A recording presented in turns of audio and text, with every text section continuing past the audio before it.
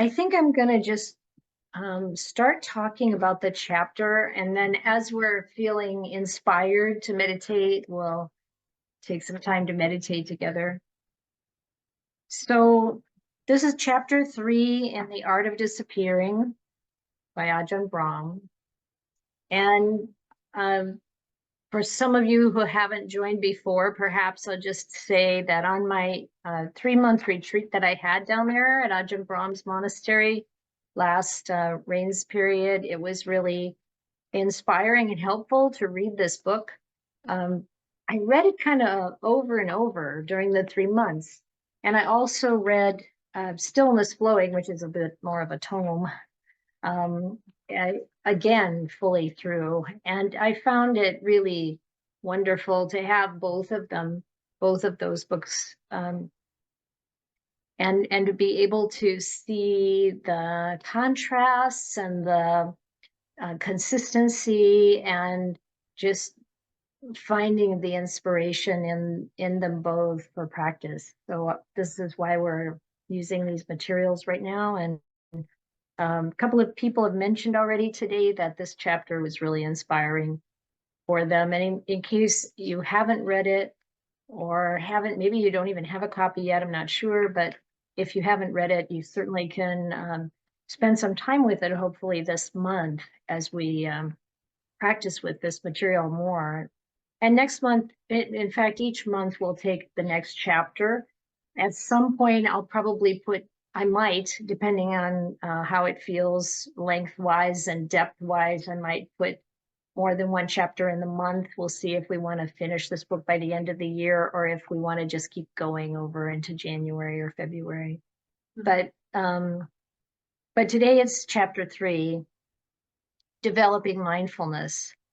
And I'm just gonna read and comment on some of the material as I go through, and then of course ask any questions or offer any insights or comments as we go along.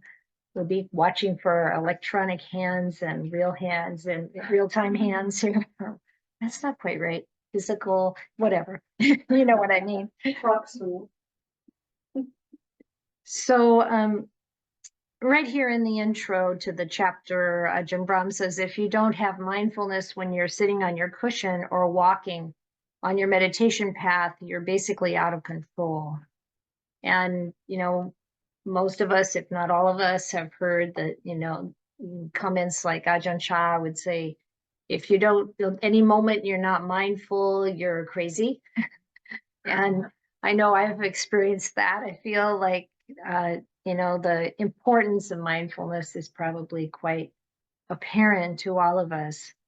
And we've already been looking at Ajahn Brahm's approach with intention, with right intention, that it really is about letting go and kindness and gentleness, which is very helpful as we start to really settle in on our meditation. I'd just like to say that sometimes I can have mindfulness and still be mindful that I'm crazy. But at least there's that. Yeah. And I realize, when you're mindful that you're crazy, does it change your action? Yeah. That's what counts, I think. Yeah. It's absolutely clear, even what we hear from arahants is that there can be all kinds of things arising in the mind. But when we're mindful of it, come in.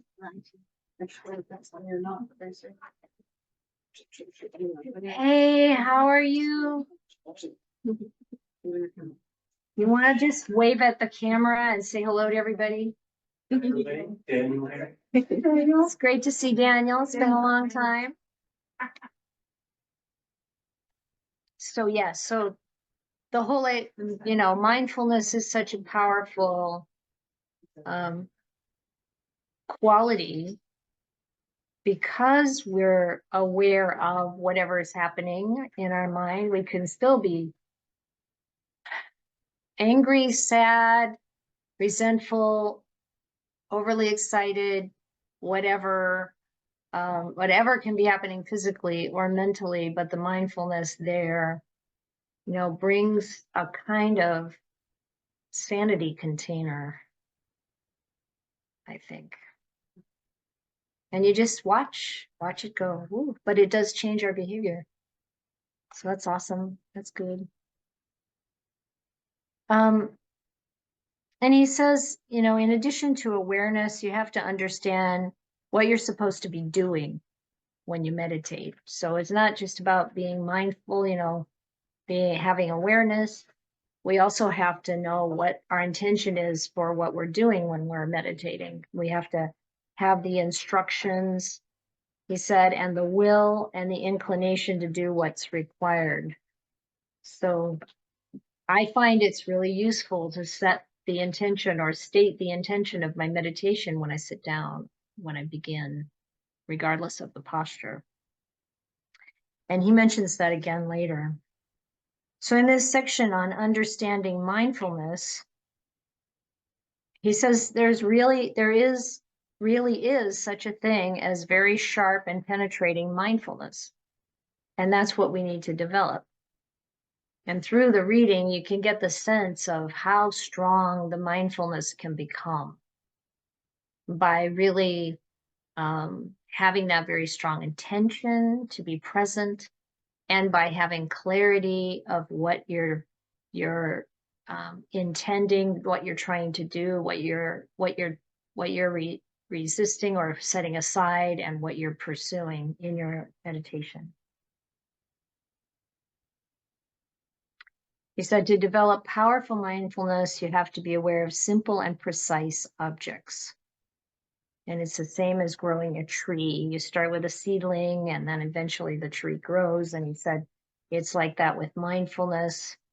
You start with ordinary mindfulness, and then you build it up. I think a lot of times, because we have so much available in terms of Dhamma teaching around,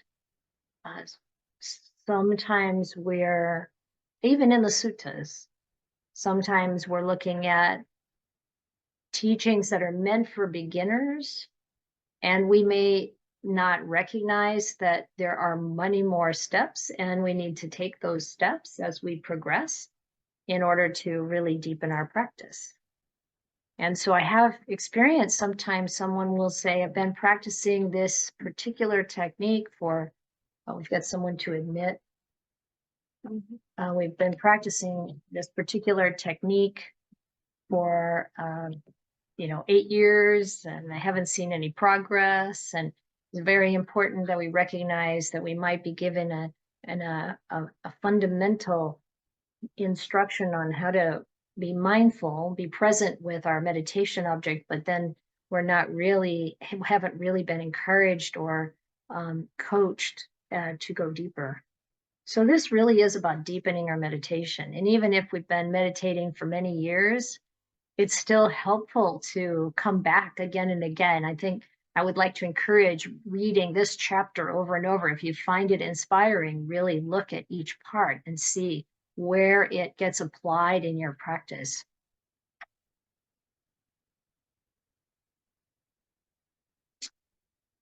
He said mindfulness can only really exist in the present moment, of course, and with a silent mind. This is where it starts getting sticky for me, I gotta say.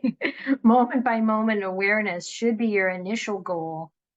And he says, don't name things. So the tendency of the mind, if your mind is this way, not every mind is this way, but if your mind is like mine, it wants to talk all the time. And you'll see in the Stillness Flowing that Ajahn Chah really saw a difference between many of his monks that he was training were from the farm and Isan, and they had less of this intellectual ruminating going on than his Western disciples did. And our conditioning in the West is often very much, about thinking and reasoning and deciphering and solving problems. And that's certainly been how my mind has been trained. And I think also my character, somehow, this has been my conditioning probably for a very long time. And not that long ago, Ajahn Pasanno said to me, which of course I know, but he says, well, you have to accept the mind that you have. So then you start to look for, how does this mind need to be trained? And I often think about the mind as very much like training an animal. I've had a couple of different dogs in my life. I haven't been the main trainer, but my daughter in particular training. And they have very different personalities. And they can be very, easy or challenging, and we have to see what it is that actually works for this particular mind we have. But he says, don't name things. And this is really not just in Buddhism, but I think in any meditation tradition, or the ones I've had experience with, really making the distinction between having that label on things that come into the mind or that we're paying attention to or having awareness of, versus really being present directly without the label in between. So he says here, when you give something a name, you're not really aware of the thing. You're only aware of its label. And I've heard even long ago, maybe it was Alan Watts, who said he meditated because he wanted to see things directly. And this is without the label. This is, not, there are the lilies, instead of there are the lilies, and got the name lilies, to really be present with that without a label. It's a totally different experience, whether it's the sight, the touch, the smell, whatever. It's like without the label, there's an immersion into it. That's a very different character quality. And so I know maybe it sounds a little woo-woo. It's very different from the Mahasi Sayadaw. What, like noting? Noting. We're noting, from what I understand. I've never been taking instruction in that tradition, but this is a very good way to focus the mind and calm the mind in the beginning. But if we continue with that, we're kind of stuck on a superficial level, as far as I can tell. And that may not be what everybody's experience is, but there are many, indications that coming to a place where the mind is silent is really needed for deep meditation. Yeah, Daniel? Yeah, in those noting instructions, it's always said, just let the noting be 10% of your field. It's very important. But it also reminds me, I think it was Carl Rogers, psychologist, more to what you're saying. So this is in the 50s, I think. He would say, if you have a red ball and it rolls across the kitchen floor, nobody sees the red ball. You see this concept and history of the red ball rolling across the floor. Can you hear Daniel online? Yeah, okay, good. Oh, good. We're trying. Yeah, thank you, Daniel. So, I don't want to make this too like theoretical, but just to really see if we can practice by being so present beyond analysis and thought. And this is where, when the mind goes silent, that's where wisdom arises. So keeping that intention in mind. So in the establishing mindfulness section, Ajahn Brahm talks about you know, we've got being aware and present in the moment, and keeping silence also as an important goal. And you find that mindfulness starts to increase and become sharper. And you're more, He also says that means mindfulness doesn't really penetrate. Right? Right there. unless you go silent. I don't know exactly where you're at, but I'm not, oh yeah, the last sentence there. Yeah. Yeah, he says, I mean, I'm not reading every, you know, obviously I'm not Yeah, reading yeah. everything, just kind of Yeah. what I thought were the high points. But that statement is, unfortunately, people, a little lead up to that one. Unfortunately, people with a Western education have been brainwashed into giving things labels and names. I think I was referring to myself there, leader.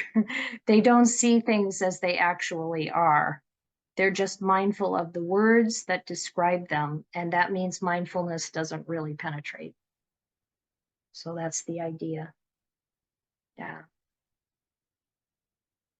But when it does, when we start to increase the mindfulness, the power of the mindfulness, and the mind becomes more sharp, then the mind becomes more still. Even if there are thoughts coming up in the background, Ajahn Chah said, if they don't disturb the calm, you don't worry about it, don't think about it, or don't concern yourself with it. Just let it be. And then Ajahn Brahm talks about how Ajahn Chah would teach about being present in the beginning, trying to be present at various points. Like you're not able to be completely present with everything. And the way he would teach walking meditation is you really settle yourself and be present at the beginning of your path. And then you walk across, and then you make sure you're mindful and present at the end of the path when you turn around. And that's, you start that way. And then you get that, you kind of get that rhythm where you're really, you know, letting that mindfulness sink in on the ends of the path. And then you put a point in the middle of the path, and then you're really present at each, you know, section, beginning, middle, and end. And then you increase that to being present all the way through every step on the path. So gradually, and I think this is so consistent with Ajahn Brahm's approach that, you know, if we, and I can resonate, because if I know when I go at it to,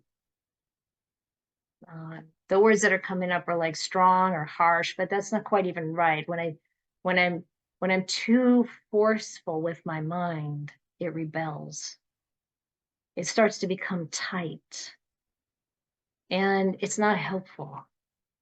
So if I come to it by little, bringing it in to more calm, more stillness, more presence, and not get at all critical or anxious or self blaming if it drifts off or it does something, but just consistently bringing it back, consistently reestablishing mindfulness, and kind of working my way in.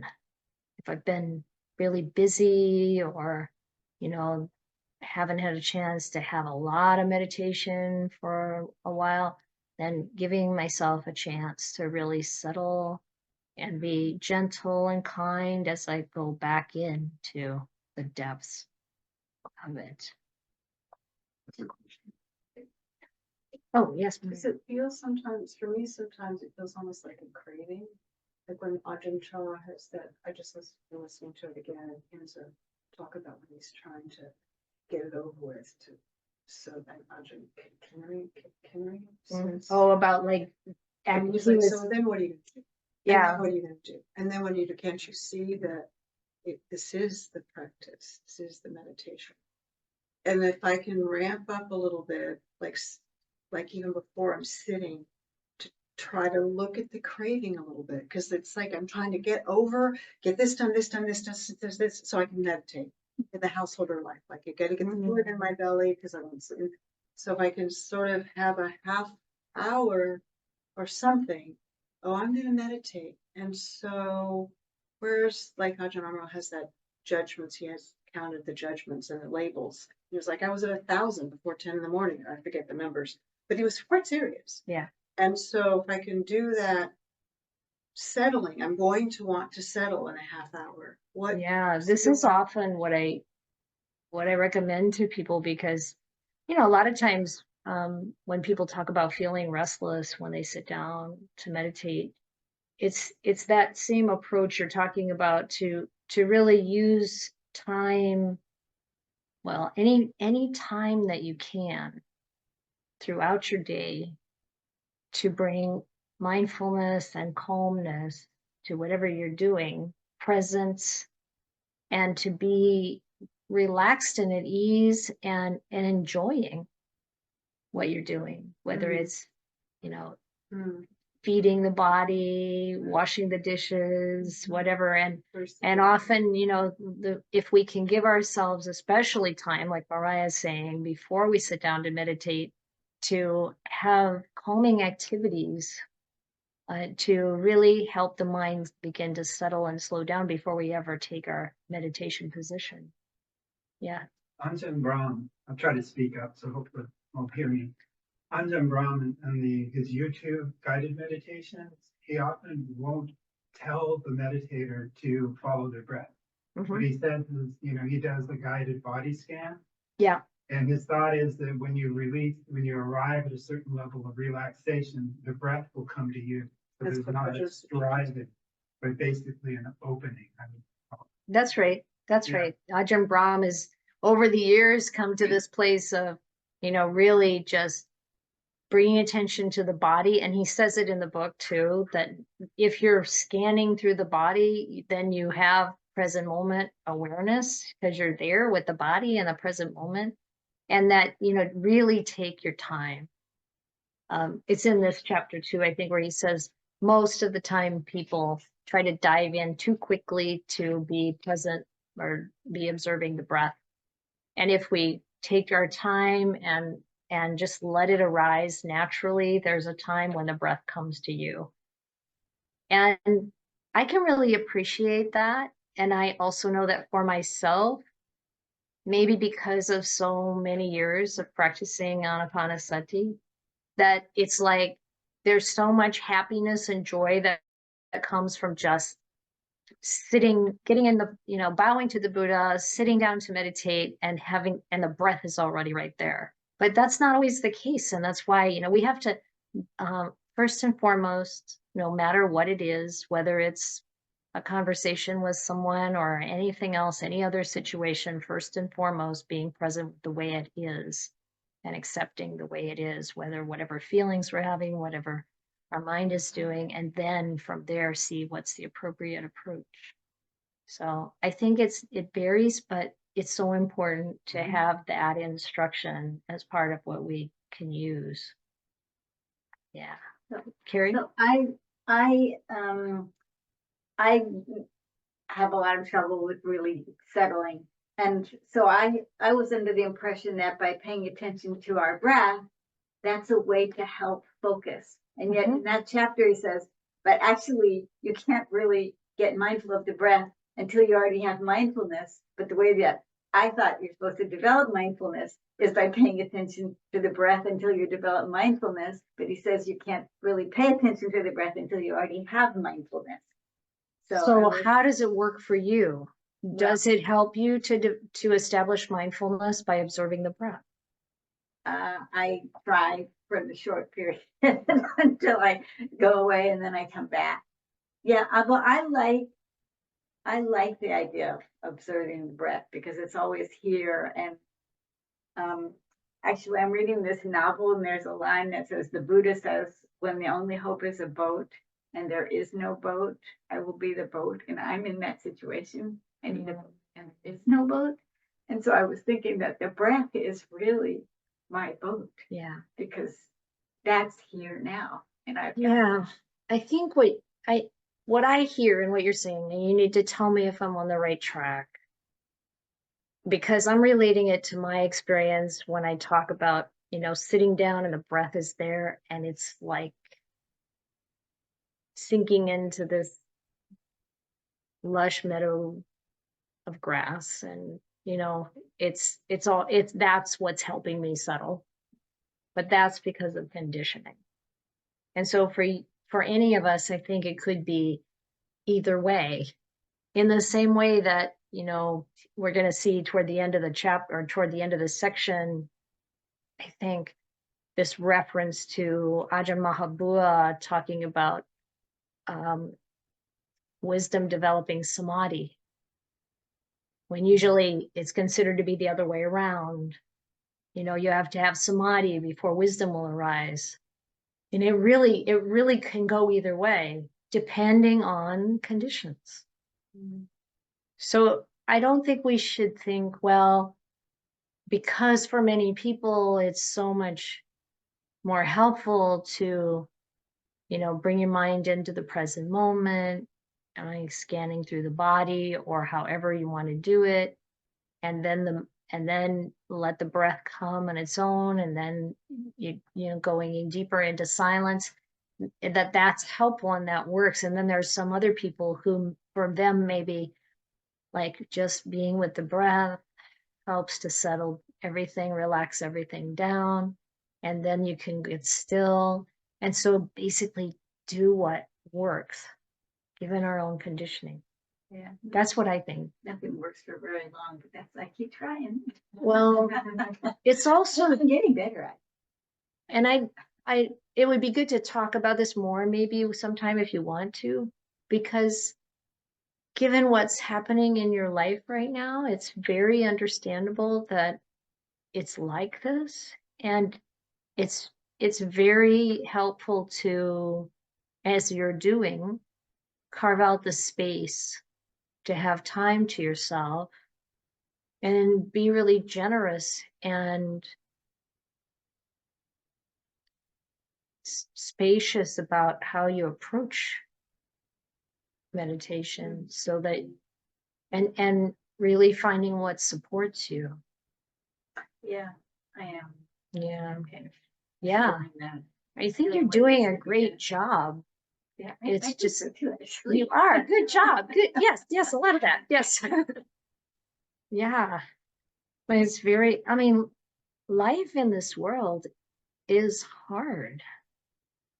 We don't always feel it because a lot of us, a lot of the time, have it pretty good. But when we really look at the whole scene, it's hard.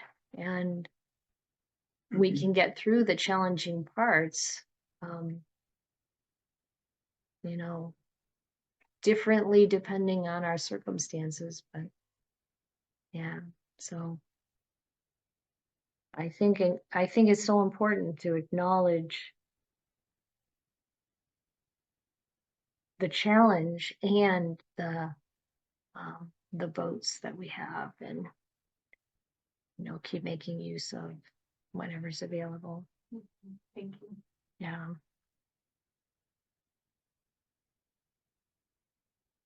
So he says in the middle of page 27, mindfulness really develops when you put 100% attention into what you're doing now and not thinking about what you're going to do next.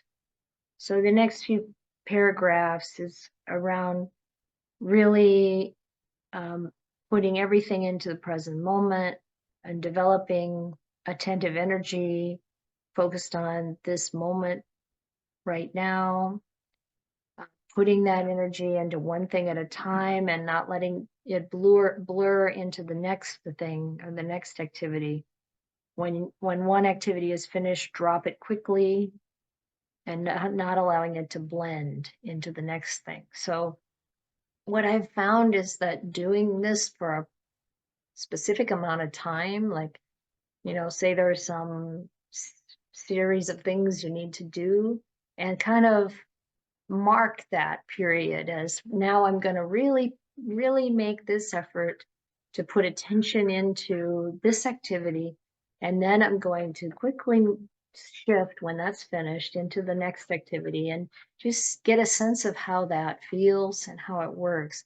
One time talking with Ajahn Jayasaro, he said he was a big fan of, what do you call it, bracketing or chunking? Chunking. So, and what he said he meant by that is that he would identify a period of time for this kind of more intensive mindfulness practice while doing things or whatever. And that's more effective really than, trying to do it all the time. And saying, oh no, I forgot to go back, back and forth. Mm. So it's just good to try different things, I think, in this way, with regard to what we're doing when we're not sitting down to meditate, in order to help to train the mind and condition the mind to be at ease and to be attentive and focused.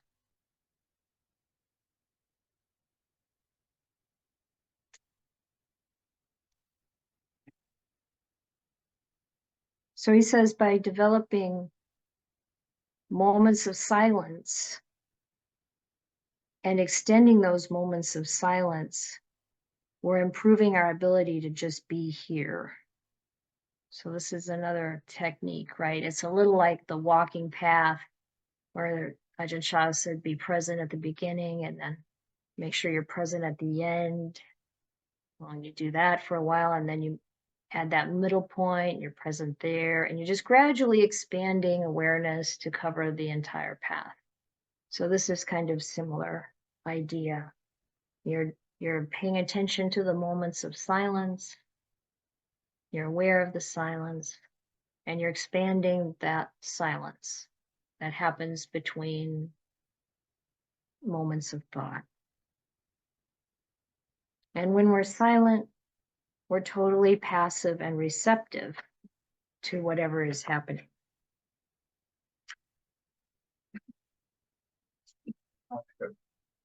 Yes, Ross.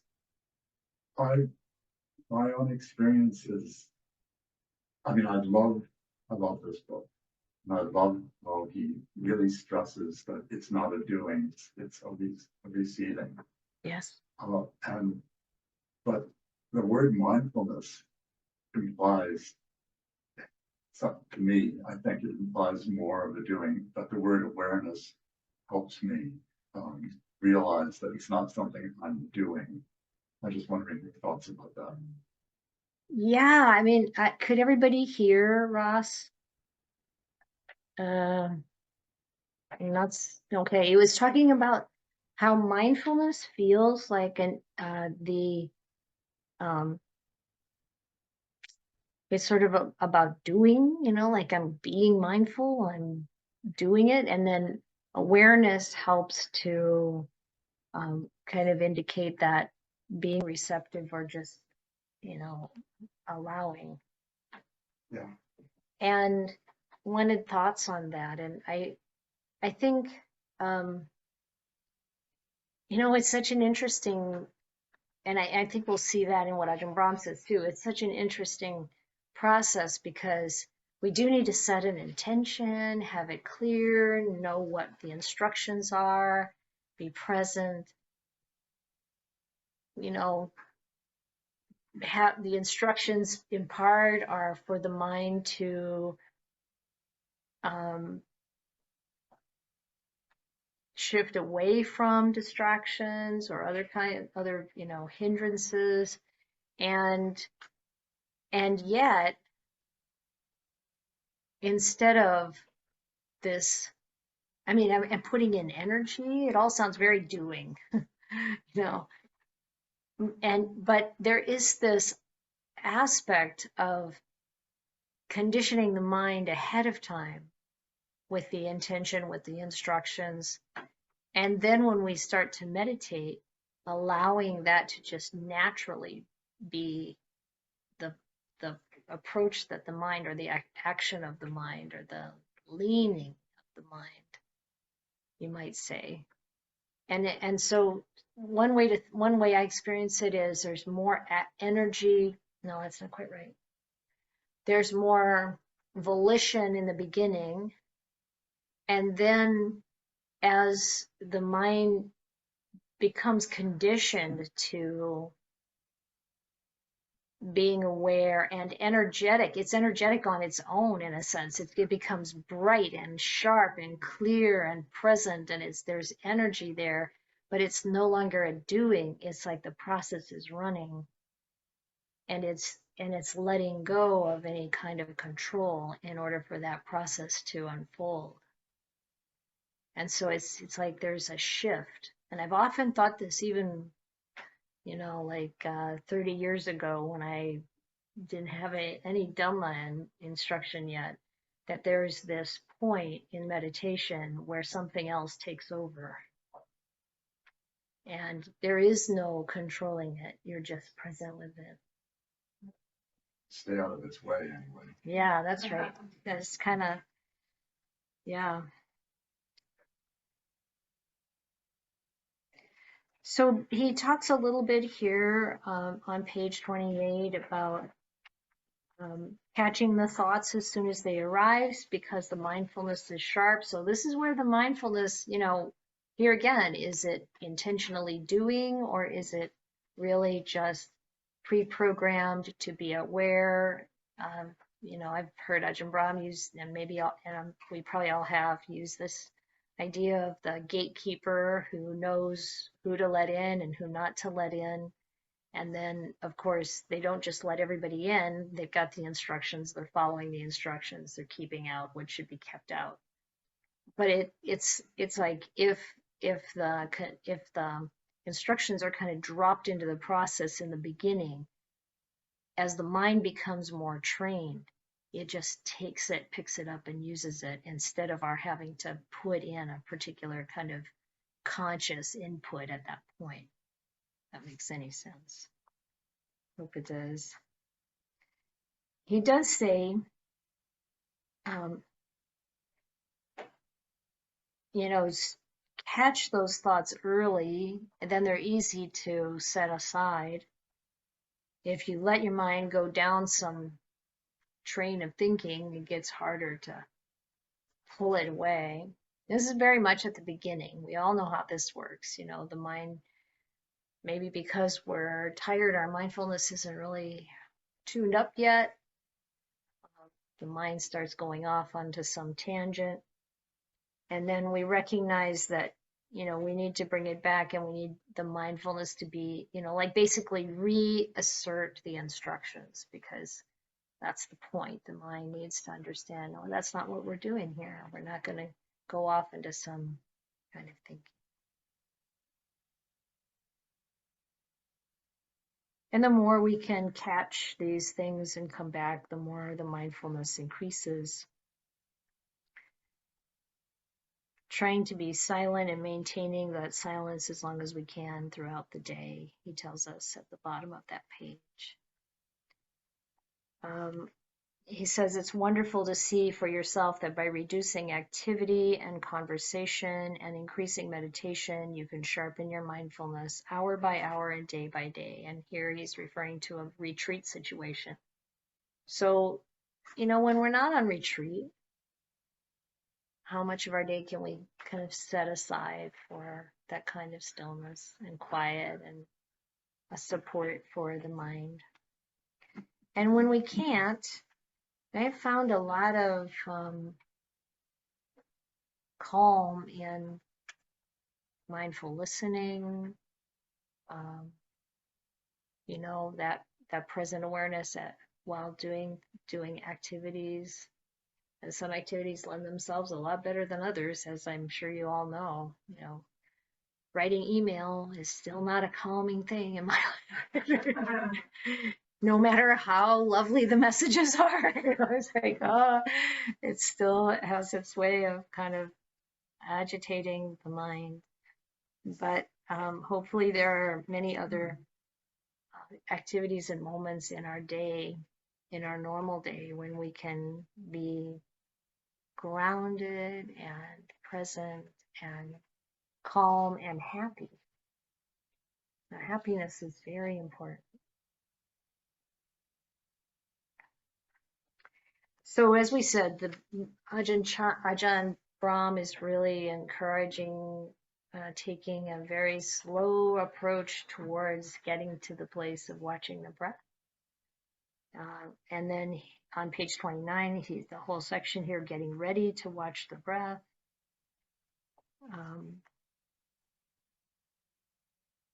as the mindfulness is stronger, we can see the bad habits and the hindrances there.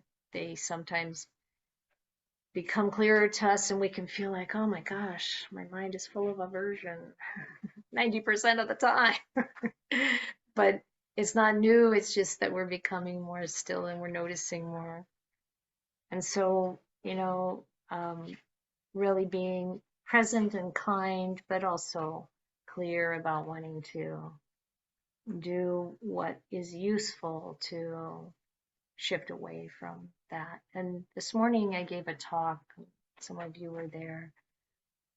The talk was intended to originally to be about dealing with aversion, but instead of going at it directly, I talked about developing the paramitas, because that's an excellent way to move the mind away from aversion. So there are different methods. And one part he mentions here is about the consequences of the hindrances and the habits, the sort of bad habits we have. And that's very important, that we really see the danger in the mental patterns that we have that keep us from becoming still and calm and happy, and to really, like set that in. I repeat this from the suttas often, where the Buddha talks about before he was enlightened, and he would notice that, the part I remember most, he goes through a whole sequence of things, but he says he realized when he was meditating and practicing that it would be better if his mind was without thought. But then he said, but why, even though I know that, why doesn't my mind launch out and really take hold of that and become silent? And he said, it's because I haven't realized the danger in thought. And it's like, without that understanding that this hindrance of restlessness or doubt or whatever it is we're dealing with, desire, aversion, if we really haven't realized the danger, we probably, the mind won't have the energy or the impetus to really address it. So this is, you can tell by the way this is all kind of interleaving. There's the clarity and the effort, and then there's also the kindness and the gentleness, and it's this interesting mixture that we need to, this alchemy that helps to bring the mind to peace and stillness and health. It's real health. Could you read that little paragraph, that next one about restraint? Very interesting. The strength, which page are you on? Right where you are, the second paragraph. Not only do you see the problem. Not only do you see the problem, but you also see the solution, restraint. Mindfulness makes restraint possible. Without mindfulness, you might want to be restrained, but you just can't do it because you're still in the dark. When mindfulness grows, however, the hindrances and defilements are easier to spot. This is the real beginning of your meditation practice. And ever since I started teaching breath meditation, I've noticed that people tend to begin watching the breath too soon. If you haven't settled down properly and you're not mindful enough, you can only watch the breath through willpower, which is not sustainable for very long. And I think this is often what we experience. You start watching the breath and you will become dull or even fall asleep because the mind isn't yet ready. Only when mindfulness attains a certain degree of clarity is it easy to watch the breath. And only then can you truly start the meditation practice. A question there, kind of two-part question. It seems like in that interrupting, like the restraint is referring to spotting the defilement and then kind of not going with the defilement. Yeah. So I haven't been here in a couple of years. It's fascinating to be in a group of people and to listen to you talk. So I'm watching you speak and I'm going, what is mindfulness while speaking? So I'm just watching this amazing mystery. Like you're sitting there, you'll read a little thing, and then these words come out of your mouth.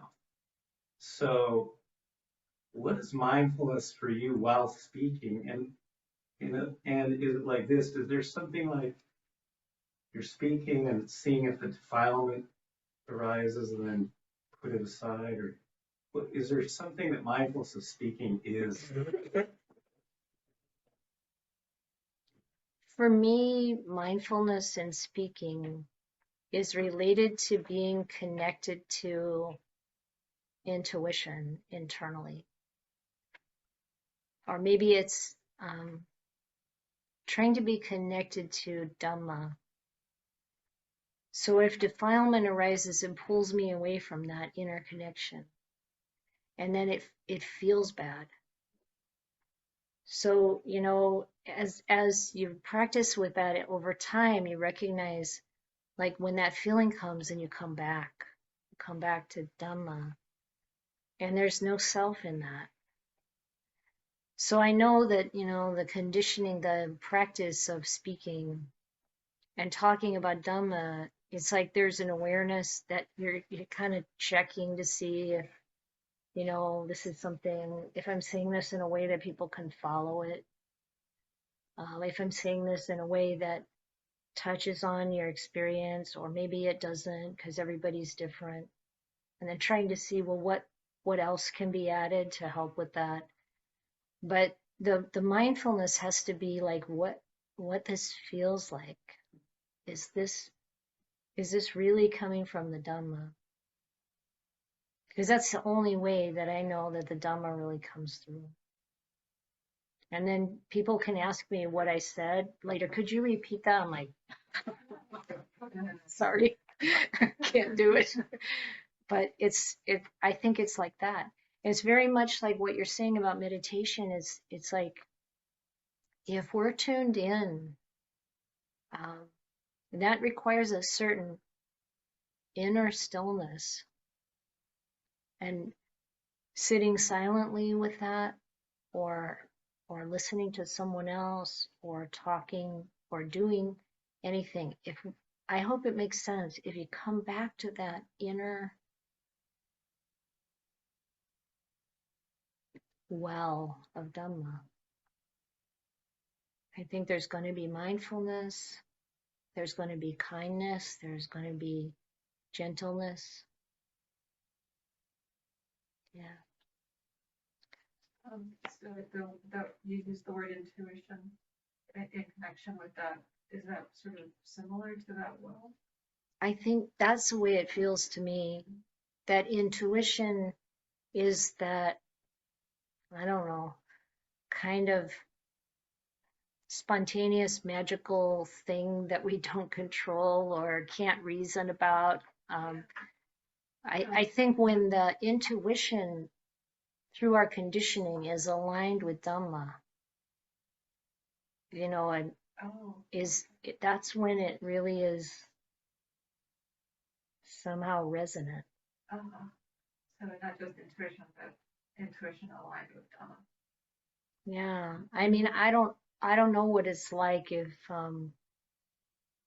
you know, I think that sometimes a person's conditioning can be, their intuition can go a certain way because of their conditioning that's not aligned with Dhamma. Yeah, that makes sense to me.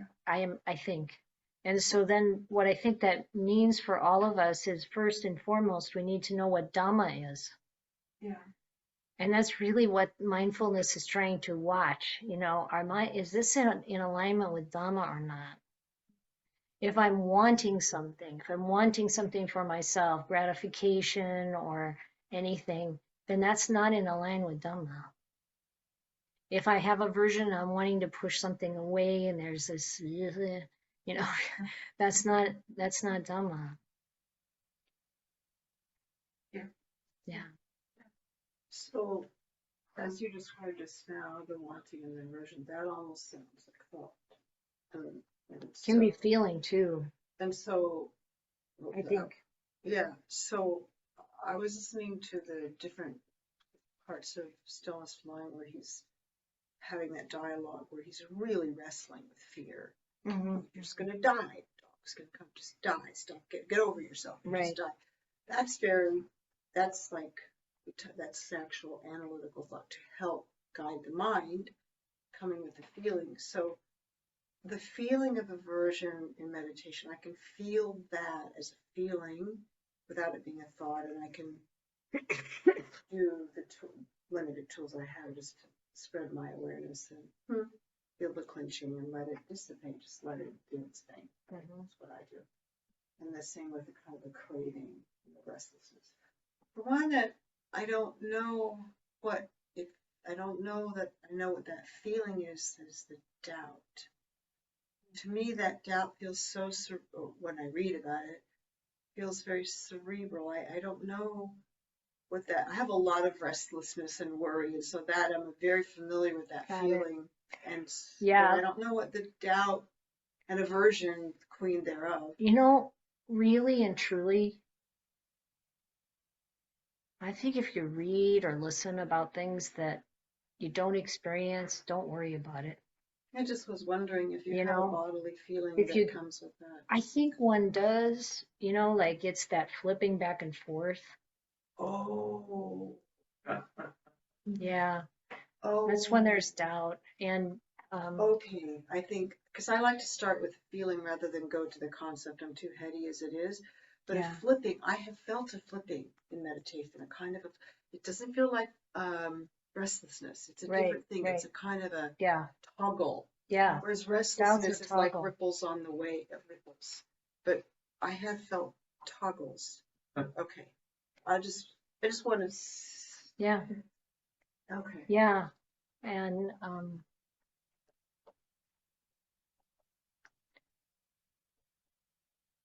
those feelings tend to be unpleasant. And that's the indicator that, oh, this requires some attention, some caring, maybe some unpacking of what's here, what's behind this. What are the things that I've been doing today or yesterday or this week that contributes to this arising? And then just see, you know, what we want to change, what we want to do to bring more peace to the mind.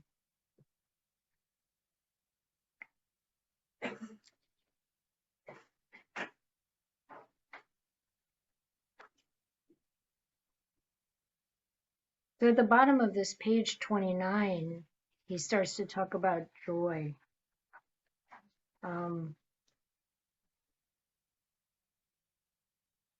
The paragraph says, having meditated for a long time, I understand my mind well enough to know what it needs. Now that's very good to tap into. You know, do I understand what my mind needs? And if I don't, how do I begin to do that? Before anything else, mindfulness must be shined and increased. If it's not the right time, if mindfulness is not sharp enough, I know the mind won't stick with the breath. I have to do more mindfulness practices. I have to wake up and create a bit of joy. So one of the things that was so lovely about 3 months of meditation, well, space for practice, was that I could see that at certain times of day, it was not the right time to sit in meditation because the mind is too active or it's too sluggish. And just to, you know, instead of there being a kind of a disappointment around that or negativity, just, okay, the mind isn't ready to really meditate. So when its mind is too active, then a lot of times, or even both, even the other one, sluggish, walking meditation, using the word Bhutto. Ajahn Brahm talks about this at the end of the chapter. There's a whole section on walking meditation. So that's what happens to work for me. Or just take a walk in nature. When I had the full, like, no responsibilities, nothing I need to do. The only thing I have to do is show up to get the meal if I want to eat. Otherwise, nothing. Then you can really learn about your mind. So this is one of the things I think is really valuable about having retreat time. And I think it's really valuable to go on a retreat where it's not, you know, regimented by bells every whatever, but really open so that you can find out what your mind, what really helps your mind, and to see what really would help the mind become calm, and there'd be joy arising. Maybe that's a walk in nature, and really giving your mind that space, and giving yourself an opportunity to learn. And if your mind was some way a decade ago, it's maybe not the same now. And to really keep learning about the mind, like, what is it today? What is it like now? And I think it's good to do that with other people too, to realize that everybody changes. Well, they may try to stay the same, but there's change anyway. We age, we have different conditions to deal with from time to time. So if we have that openness to what's the situation at the moment and how do I support the mind to become happy, at ease, calm, ready to meditate. So this is, Ajahn Brahm saying, okay, what about body scanning? Really take some time to be with the body. There's a part in here about what in the reading that I suggested in Stillness Flowing, where it talks about Ajahn Chah suggesting that you start with some reflection on the body and go through the 32 parts of the body. I know Ajahn Brahm says, I think it was in a previous chapter maybe in this book, that he doesn't see reflection on the body in that way so helpful. That's better after you have some samadhi. This comes back to the samadhi conditions wisdom, but wisdom also conditions samadhi. So sometimes it depends on the character, who you are, what's going on, who you are today, what's going on, because it can go either way. And so you can try something like body sweeping, which is a very gentle way to be aware of your body.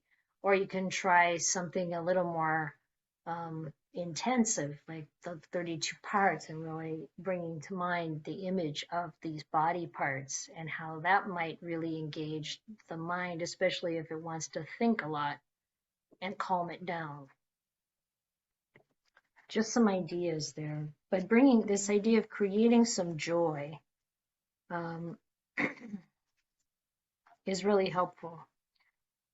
I ask a question about that, because I think it's through reading on Ajahn Brahm that I realized, and you mentioned it earlier, about sort of habitual ways of practicing, where the idea that the piti sukha, the delight, that I've been kind of exploring and trying to bring more of it into my practice, because I always know that at a certain point there would be a certain settling. But I also noticed that I wouldn't think like, oh, this is nice, let me just bask in this for a while. I always feel like there's more work I need to do. Well, I reach this level, but I really won't be a meditator until I can get even more relaxed. And so the practice of bringing the delight in, because I realized my habit is not to do that, and I've been working on it, and it's delightful. Good. But I mean, is that just bringing that sort of joy, that sort of delight, just inviting it in? Yeah, it is it. And the Buddha, if you look at the instructions for mindfulness of in and out breathing, the fifth instruction, so there's 16, right? Yeah. But the fifth one is, I think it's the fifth one, you become aware of the PT. Or no, the fifth one is, no, I think the fifth one is the You're right. being aware of the whole body. The fifth one. The fifth one, isn't it? So there's, yeah, it is the fifth one. Okay, thank you. It's so I'm gonna, I'm gonna be aware now of the joy of the PT, of the happiness in the body. And so it's like, your language was bringing it in, or another way to think about it is I'm just going to be aware of it here in my body, and then that does bring it in. which, you know, Yeah. semantics maybe, but, or maybe a little bit different, perception or attitude. And so the Buddha is like, yeah, that's it. You intentionally bring your awareness to the joy, and that causes it to increase. And when joy, spiritual joy increases, and when you're really full of spiritual joy and you're so like light, I mean, you have these poems in the Therigatha where, you know, you're floating like a cloud, you know. I mean, sometimes you feel like your body's just going to raise off the bed, you know. It's like, and so just, yeah, you just continue to cultivate that. It's good. It's one of the enlightenment factors. Very good. Cultivation. Yeah, you can see how important it is by the place that it's given by the Buddha. You know, so, you know, in the beginning, he's saying, you know, being aware of breathing in short, breathing out short, breathing in long, breathing out long, becoming aware of the whole body, bringing awareness to calming the body, being aware of the piti, the pleasant feeling, being aware of the sukha, you know, just really like building up that joy. And that helps you see the mental formations. Once you have PT and Sukha, then you can breathe in and breathe out, being aware of the mental formations. And you're calming them. Yeah, exactly. And a lot of when we work with this enough, or we may see that the hindrances just disappear with this. So it's instead of a head-on collision with the hindrances, you know, you can really, you know, condition the mind in a way that the hindrances have no space, no ground.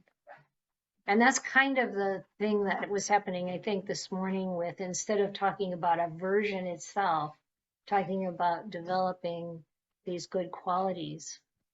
And, you know, like how do we put our attention on that? And then, you know, the aversion has no seat, no ground.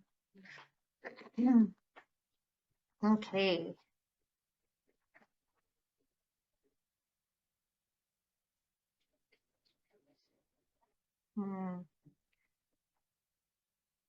So Ajahn Brahm mentions Anapanasati, and the first thing the meditator has to do is establish the mindfulness as a priority. So that's even in the instructions before you start the meditation, right? You establish mindfulness. Sometimes they say in front of you, but it's actually like, this is where my attention is. This is the most important thing I need to do right now.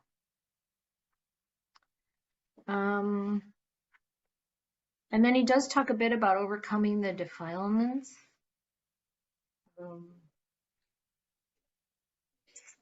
With, you know, being aware that a lot of, I think what you were saying, Steve, is important about how we can, you know, have this idea in our mind that, oh, I have to do more, I should do more, I have to develop more, and I won't be able to do anything if I don't get to this point or whatever it is. And that kind of willpower and control really is a hindrance to us. And, you know, it's so much part of our conditioning.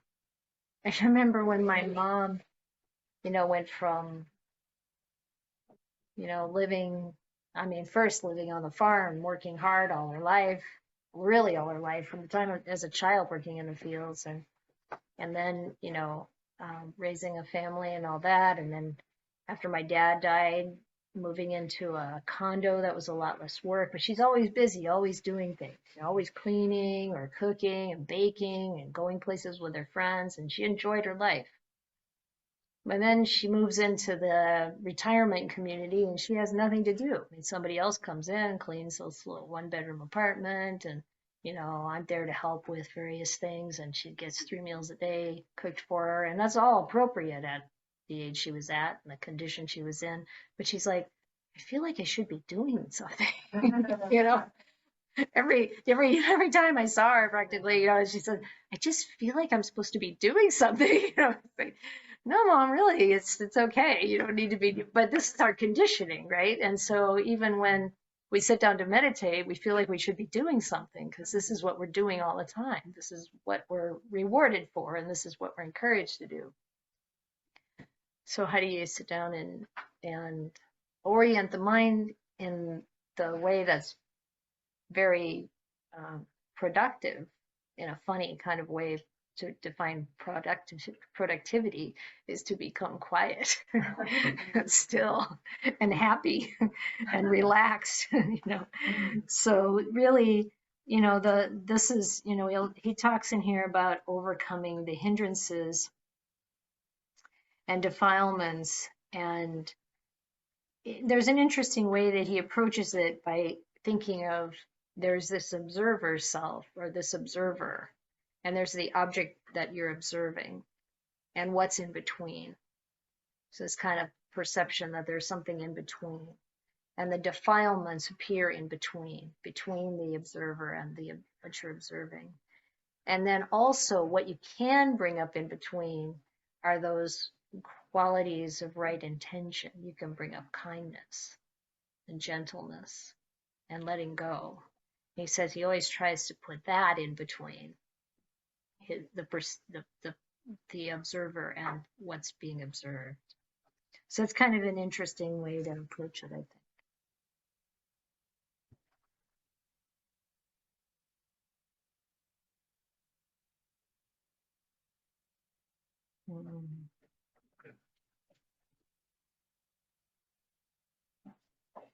He says, practicing in this way, you focus on the space between the observer and the object. And you put those 3 things, letting go, kindness, and gentleness, the 3 aspects of Sammasankappa, in that space. You're not trying to get anything, and you don't have ill will. You're putting gentleness between you and the object, not force or aggression.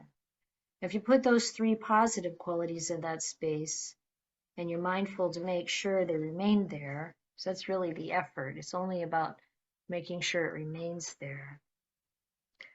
The breath becomes smooth and peaceful.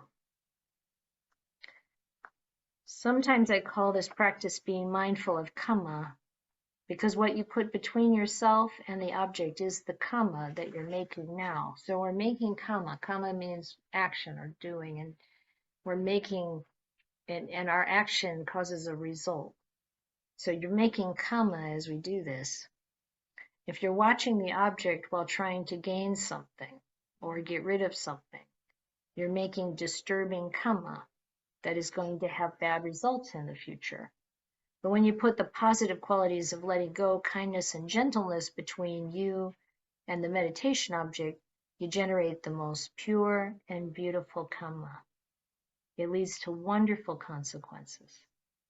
And this is why you should make peace with every moment and be kind and gentle with every moment, no matter what you're experiencing. Once you're making good kamma in this moment, the result is peace. The meditation becomes deep, and you have a wonderful time. The breath becomes peaceful and smooth, and the mind becomes beautiful. You achieve this because you're putting attention on how you are aware, not so much on what you're aware of.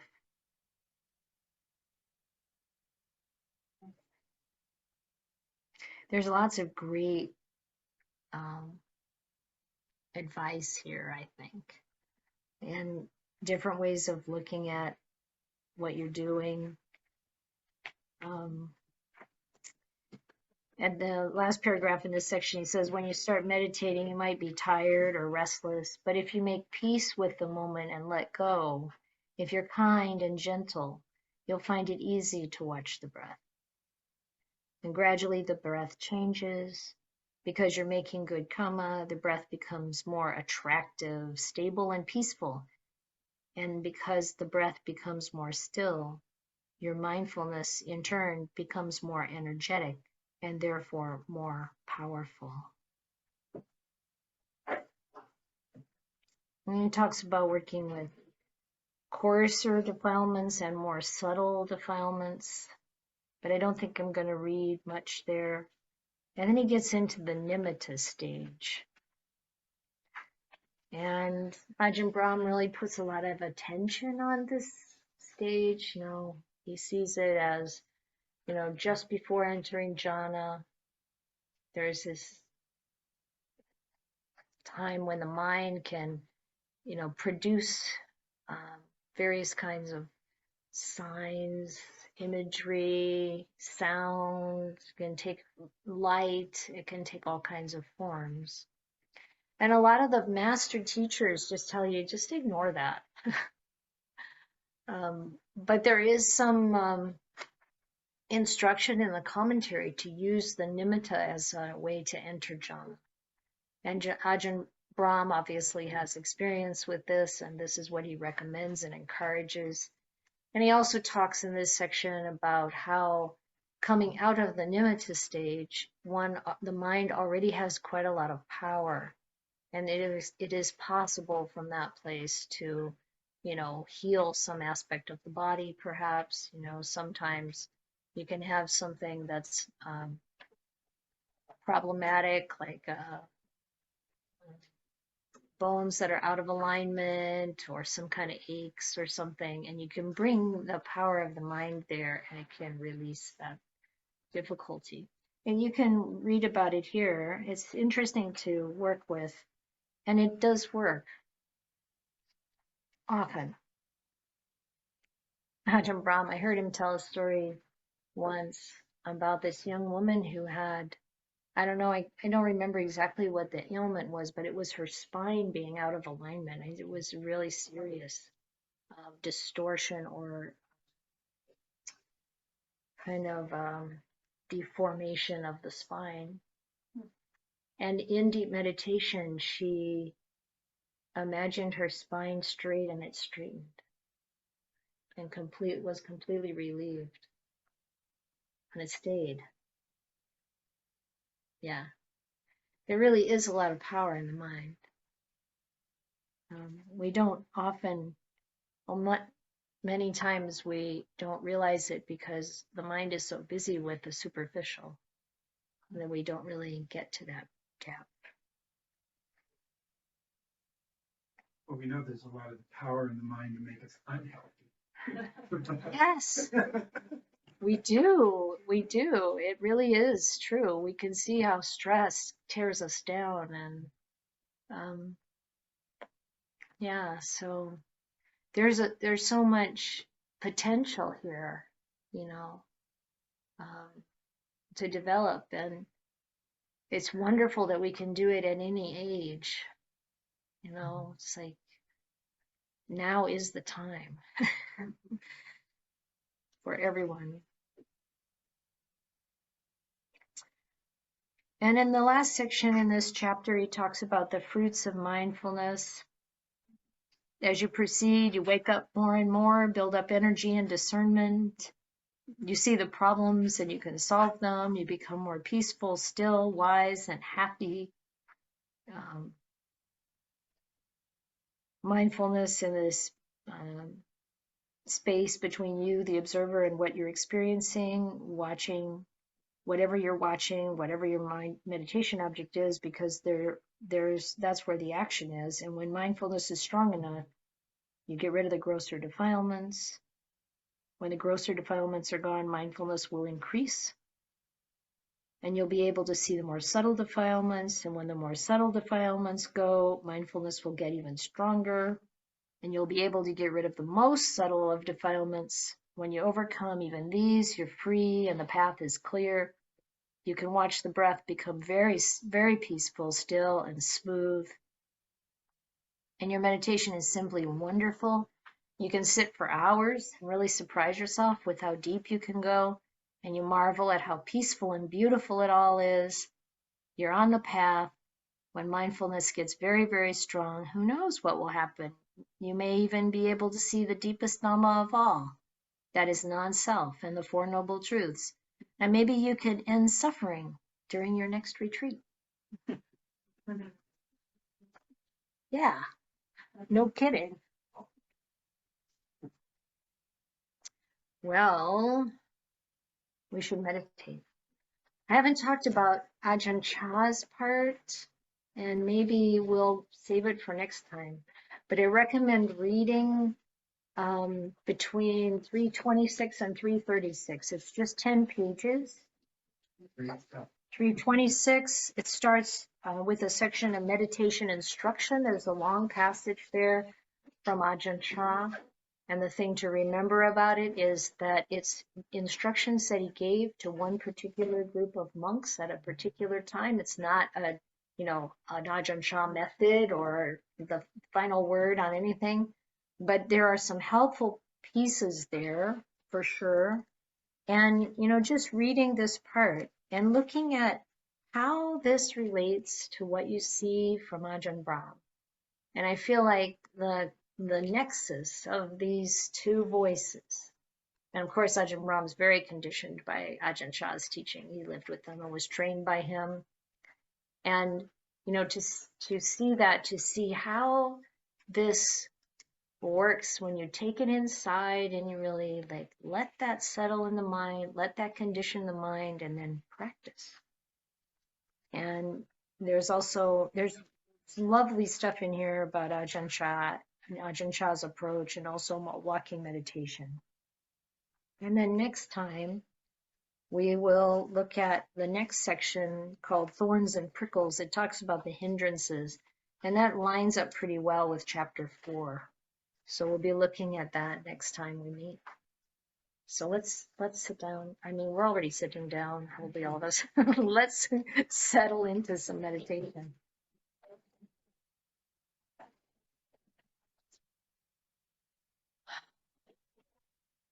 For myself, I'm starting here from a place of gratitude for Ajahn Chah, all that he did to train monks and nuns,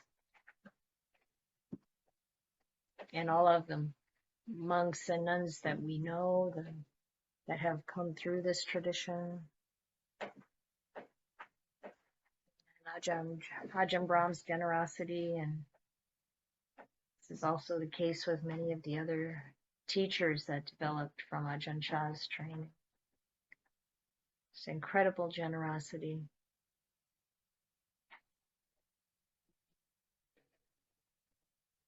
And then getting a sense of our own body right now. It's been sitting here a while. Maybe it can find the right posture to be comfortable, relaxed, happy.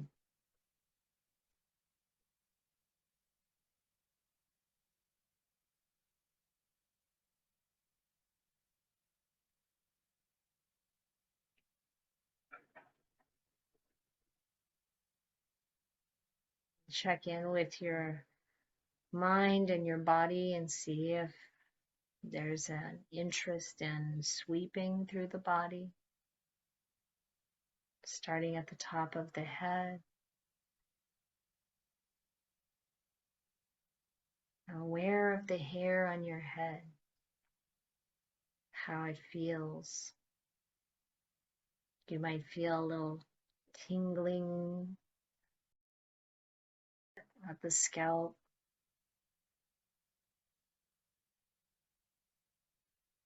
Let your awareness travel down over your forehead, back of your head and the sides, down over your eyes, relaxing, feeling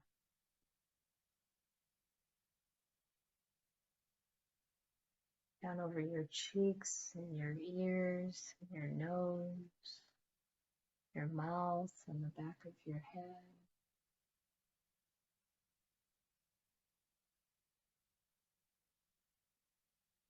Down over your chin, onto your neck. And some real loving attention for your shoulders, your arms, your hands,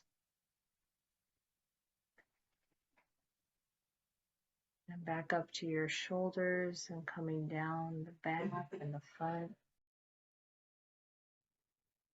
Feeling kind of a soft release, letting go. That kindness and gentleness. Noticing any discomfort, notice any happiness or joy, pleasant feeling, painful feeling.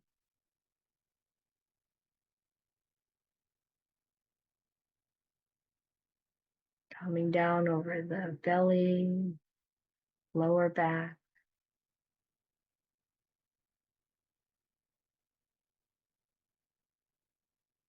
the hips, and down the legs, to the knees,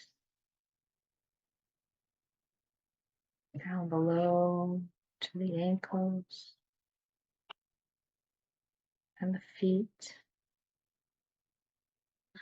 Adjusting your posture if you need to or want to be more comfortable. Sighing maybe a little bit. Few deeper breaths to really let go.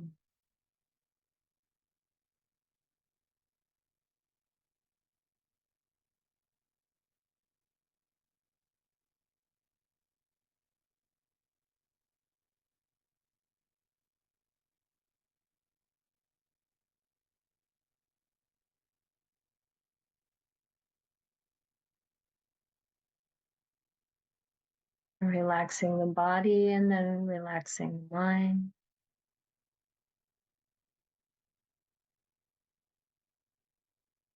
Seeing when you're ready to put your attention on your meditation object. Just taking your time,